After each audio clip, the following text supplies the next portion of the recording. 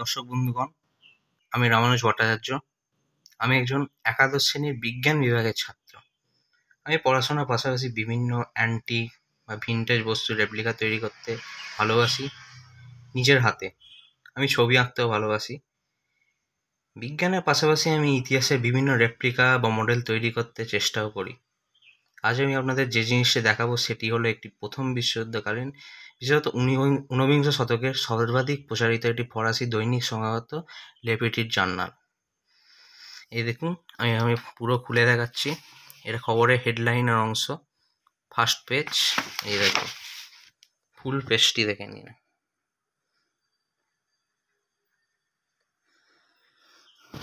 এখানে আমি সম্পূর্ণভাবে, অর্থাৎ কাগজ প্রস্তুত থেকে শুরু করে খবর, তার ক্যাপশন, বিভিন্ন ছবির বর্ণনা সবই ফরাসি ভাষায় লেখা, এবং এগুলি আমি নিজের চেষ্টাতে ও বুদ্ধির মাধ্যমে তৈরি করেছি। যদি আপনাদের এটি ভালো লেগে থাকে তাহলে কমেন্ট করে আমাকে উৎসাহিত করবেন, এই অনুরোধ রইল, যাতে আমি আরও এরকম ভিডিও তৈরি করতে আপনাদের দেখাতে পারি। ধন্যবাদ।